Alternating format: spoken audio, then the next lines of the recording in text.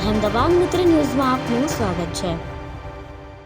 સુરત ટેક્સટાઇલના વ્યવસાય સાથે સંકળાયેલા વેપારી પર એક મોડેલે દુષ્કર્મનો આરોપ લગાવ્યો હતો। મળતી જાણકારી અનુસાર શહેરમાં ટેક્સટાઇલના વ્યવસાય સાથે સંકળાયેલા વેપારી મિતેશ જૈન પર એક 28 વર્ષીય મોડેલ આરોપ લગાવ્યો હતો કે મિતેશે ફોટોશૂટ કરવાના બહાને ગોવા દમણ લઈ જઈ તેના પર દુષ્કર્મ આચર્યું હતું। જો કે આરોપીને 14 દિવસ પહેલા મોડેલ સાથે માથાકૂટ થતા હવામાં ફાયરિંગ પણ કર્યું હતું।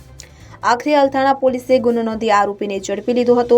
શહેરના ઘોડદોડ રોડ વિસ્તારમાં રહેતા અને ટેક્સટાઇલના વ્યવસાય સાથે સંકળાયેલા વેપારી મિતેશ જૈને માર્કેટના ફોટોશૂટના બહાને શહેર અને રાજ્યની અલગ અલગ હોટલોમાં લઈ જઈ લગ્નની લાલચે મહિલાનું વારંવાર શારીરિક શોષણ કરી બળાત્કાર ગુજારતા પોલીસે આરોપી વેપારીની ધરપકડ કરી આગળની તપાસ હાથ ધરી હતી। મહિલા અને વેપારી વર્ષ 2017માં એકબીજાના સંપર્કમાં આવ્યા હતા, જ્યાં માર્કેટના ફોટોશૂટના બહાને વેપારીએ મહિલાનું શારીરિક શોષણ કર્યાનો આરોપ નોંધાવેલી ફરિયાદમાં કર્યો હતો। ભોગ બનનાર મહિલાએ અલથાણ પોલીસ સ્ટેશનમાં નોંધાવેલી ફરિયાદમાં જણાવ્યું હતું કે વર્ષ 2017માં તેણી સુરતના ઘોડદોડ રોડ ખાતે રહેતા ટેક્સટાઇલના વેપારી સાથે સંકળાયેલા મિતેશ સંપતલાલ જૈનના સંપર્કમાં આવી હતી। બંને એકબીજાને પરિચયમાં આવ્યા બાદ વેપારીએ માર્કેટના ફોટોશૂટ માટે તેણીને ઓફર કરી હતી, જે બાદ ફોટોશૂટ દરમિયાન બંને વચ્ચે મિત્રતા થઈ હતી। ફોટોશૂટ કરવાના બહાને સુરતના ડુમસ રોડ પર આવેલ હોટેલ સહિત ગોવા તેમજ અન્ય રાજ્યોની હોટલોમાં લઈ જઈ શારીરિક શોષણ કર્યું હતું। ત્યારબાદ ફરી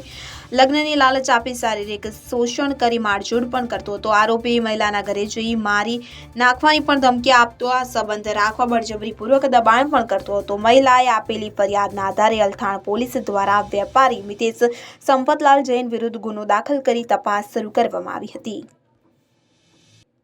અહેમદાબાદ મિત્ર ન્યૂઝની યુટ્યુબ ચેનલને સબસ્ક્રાઇબ કરો અને બેલ આઇકોન જરૂરથી દબાવો, જેથી દરેક મહત્વના વિડીયોની નોટિફિકેશન તમને મળતી રહે।